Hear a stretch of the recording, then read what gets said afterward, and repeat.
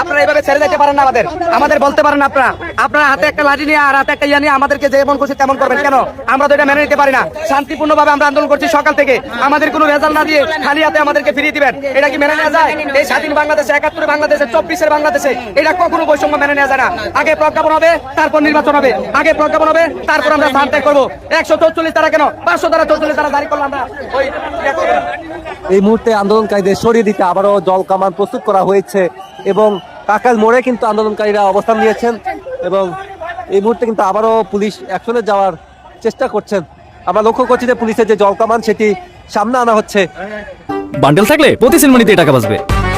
বিকাশ send money bundle কিনে জিতুন প্রতি লেনদেনে।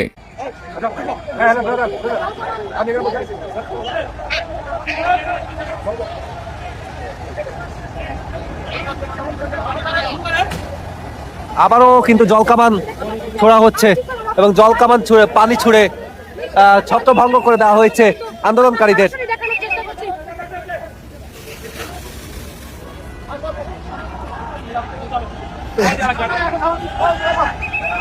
দর্শক আপনারা কিন্তু যেমনটা দেখছেন যে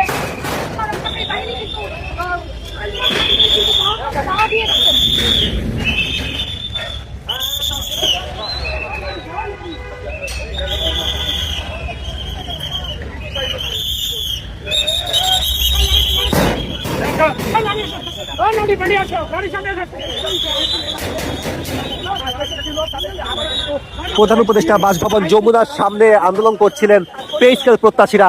তারা আজকে বেলা 11টা নাগাদ প্রধান উপদেষ্টা বাসভবন যমুনার সামনে চলে আসে এবং সেখানে বিক্ষোভ প্রদর্শন করে। পরবর্তীতে পুলিশ দফায় দফায় তাদেরকে কিন্তু সরিয়ে দেওয়ার চেষ্টা করেন। সেখানে জলকামানে পানি ছুড়ে এবং সাউন্ড গ্রেনেড নিক্ষেপ করে তাদের সরিয়ে দেওয়ার চেষ্টা করে। তবে এখনো পর্যন্ত কিন্তু আন্দোলনকারীরা যে প্রধান উপদেষ্টা বাসভবন যমুনা অভিমুখী যে সড়কটি রয়েছে অর্থাৎ কাকাল মোড় থেকে যে সড়কটি রয়েছে সেখানে অবস্থান করছিল এবং এই মুহূর্তে আবারও পুলিশ কিন্তু আন্দোলনকারীদেরকে ছড়িয়ে দিচ্ছেন।